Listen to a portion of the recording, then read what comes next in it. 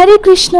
श्रीमद् भागवत गीता के 5वें अध्याय संन्यास योग का 7वां श्लोक। योग युक्तो विशुद्ध आत्मा विजितात्मा जितेंद्रिय सर्वभूतात्म भूतात्मा कुर्वन्ति अपि न लिप्यते। इस श्लोक का सरल अर्थ है कि जो व्यक्ति योग युक्त होकर आत्मा को शुद्ध करके इंद्रियों और मन को जीतकर सभी जीवों में एक ही आत्मा को देखता है, वह सभी कर्म करता हुआ भी कर्म से बंधता नहीं है। भगवान श्री कृष्ण बता रहे हैं कि सच्चा योगी वह है जो भीतर से शुद्ध मन और इंद्रियों का स्वामी है और समस्त प्राणियों में एक ही परमात्मा को देखने वाला हो। ऐसा व्यक्ति चाहे संसार में कोई भी कर्म करे, वह कर्म में लिप्त नहीं होता, क्योंकि उसका मन भगवान में स्थित है। एक कथा।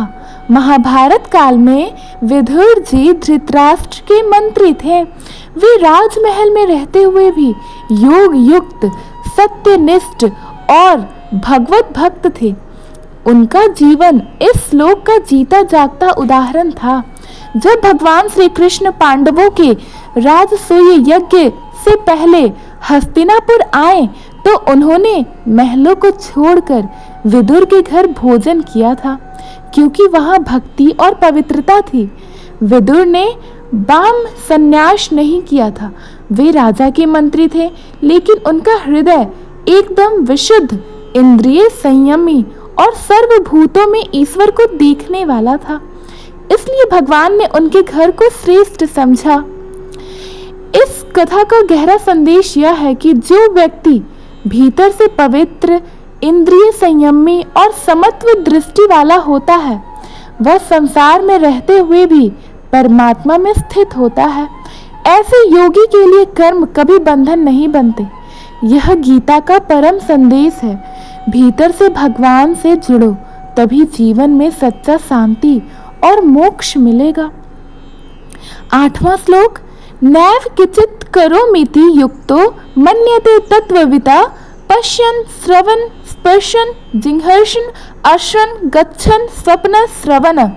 इस श्लोक का सरल अर्थ है कि जो तत्व ज्ञानी योगी होता है, वह यह जानकर कि आत्मा कुछ भी नहीं करती, देखते, सुनते, छूते, सूंघते, खाते, चलते, पीते, सोते और श्वास लेते हुए भी यही मानता है कि मैं कुछ नहीं कर रहा हूँ। इसका भावार्थ है कि भगवान श्री कृष्ण यहाँ कह रहे हैं, सच्चा ज्ञानी जानता है कि कर्ता शरीर नहीं, आत्मा नहीं, शरीर है। वह संसार के कर्मों में संलग्न होते हुए भी आसक्त नहीं होता, क्योंकि वह जानता है कि ये सब प्रकृति के गुणों द्वारा हो रहा है। एक कथा। राजा जनक मिथिला के राजा थे। वे राजमहल में रहते थे, परंतु भीतर से पूर्ण आत्मज्ञानी थे। उनके महल में संगीत, नृत्य, भोग विलास सब चलता था, पर जनक जी भीतर से हमेशा मैं कुछ नहीं कर रहा की भावना में स्थित रहते थे। एक बार एक ऋषि ने पूछा, आप भोग विलास में लिप्त हैं, फिर भी कैसे ब्रह्म ज्ञानी कहला सकते हैं? जनक जी मुस्कुराए, मैं देखता हूँ, सुनता हूँ, खाता हूँ, राज करता हूँ, पर जानता हूँ कि ये सब प्रकृति के गुण कर रहे हैं। मैं आत्मा रूप में अकर्ता हूँ। ऋषि चकित रह गए और बोले, आप तो निसंदेह स्थिर बुद्धि योगी हैं। इस कथा का संदेश यह है कि जो व्यक्ति अपने सांसारिक कर्तव्य को करते हुए भी भीतर से यह अनुभव करता है कि मैं आत्मा हूँ, न कि कर्ता, वह कर्मों के बंधन से मुक्त हो जाता है। यही कर्म योग और ज्ञान योग का संयम है। धन्यवाद। अगर आपको ये दोनों श्लोक का अर्थ समझ में आया तो प्लीज़ हमारे वीडियो को लाइक कर अपने फ्रेंड्स फैमिलीज के पास शेयर करें और हमारे चैनल को सब्सक्राइब करना ना भूलें।